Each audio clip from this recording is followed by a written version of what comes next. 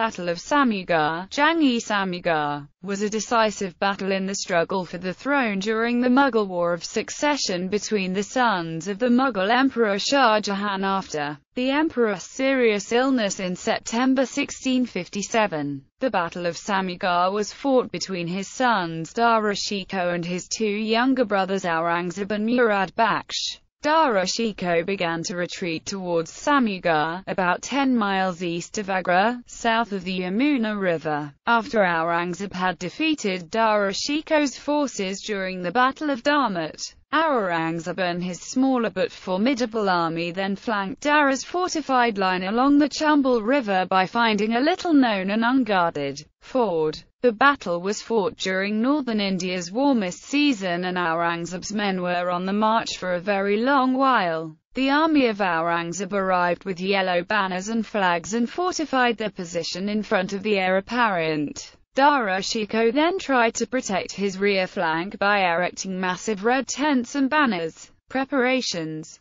Dara Shikoh ordered his large cannons from Jagar fort to be chained together. Zamburaks armed with swivel guns were positioned behind the cannons, and infantry sepoys armed with muskets defended both the cannons and the zamburak. However, the experienced and accomplished Mughal general Mir Jumla II positioned hidden cannons in strategic locations across the battlefield, assuring Aurangzeb of successful grape shots and sudden assaults. Both Aurangzeb and Dara Shikoh were seated on massive elephant howdahs and armed with matchlocks. Aurangzeb's far left flank was commanded by Murad Bakhsh and his elite Mughal Sowars. The rest of the army was effectively under the command of Aurangzeb and his assisting imperial general Mir Jumla II. Murshid Quli Khan was assigned as the Mir Atish. Dara Shikoh, on the other hand, divided his massive army. His far right was commanded by the Rao Chhatrasal Hardar the Rajput.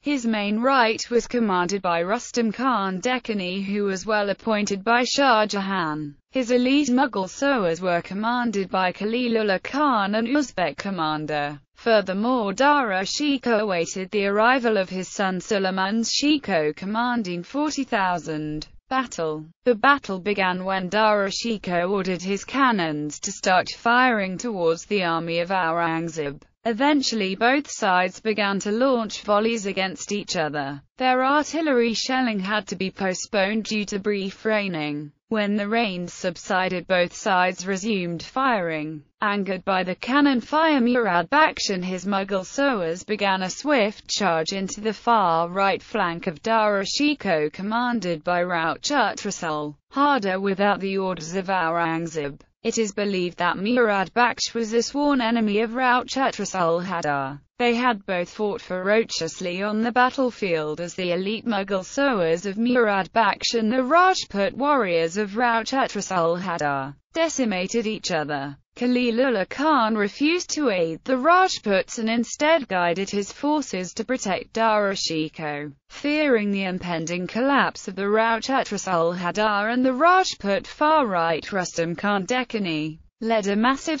war charge towards the cannon front of Aurangzeb in his attempt to flank and attack Murad Bakhsh from behind. But his efforts were met by ferocious cannon fire by Aurangzeb that eventually caused the death of Rustam Khan Deccani and many of Dara Shikoh's most important Sowars. Meanwhile, it is believed that Murad Bakhsh killed the Rajput second-in-command Ram Singh Rautela by shooting an arrow from his composite bow. The arrow is known to have pierced the turban of Ram Singh Rautela and eventually rendered the Rajputs leaderless on the battlefield. When Dara Shikoh was informed about the death of Rao Chhatrasal Hardar and that Murad Bakhsh had shot with an arrow Rustam Khan Deccani from his composite bow, and the collapse of the Rajput infantry and the Deccan Sowars, he immediately pushed towards their aid alongside Khalilullah Khan in an attempt to rout the wounded but very formidable Murad Bakhsh.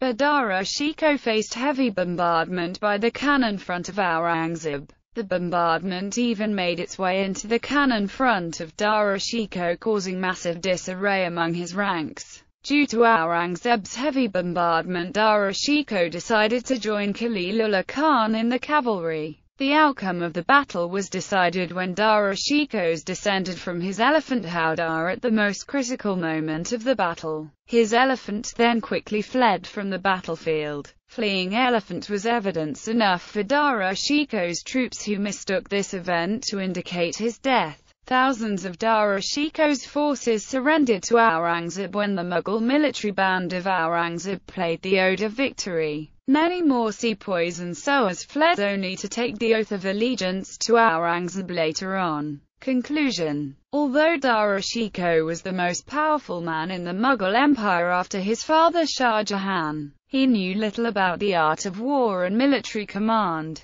His loosely knit army eventually crumbled and even refused to aid each other. The ferocious assault by Murad Baksh was very successful, although he was eventually wounded and his horse was killed. Despite being surrounded by the Rajputs and the Deccan sowars, Murad Baksh managed to protect himself and his elite Mughal sowars until the end of the battle. He is also known to have killed Radha Rautela through his archery skills. When the battle ended, Dara Shikoh and Khalilullah Khan fled towards Sulayman Shikoh and Aurangzeb was declared the new Mughal emperor. Aurangzeb then marched onwards to Agra, which he besieged. However, not until he closed down the city's water supply did his father Shah Jahan finally surrender. Shah Jahan was soon imprisoned in the Red Fort. Later Khalilullah Khan swore an oath of allegiance to Aurangzeb as a Mansabdar. Eventually both Dara Shikoh and Sulayman Shikoh were captured by the Afghan Malik Jivan Khan, and handed over to Aurangzeb.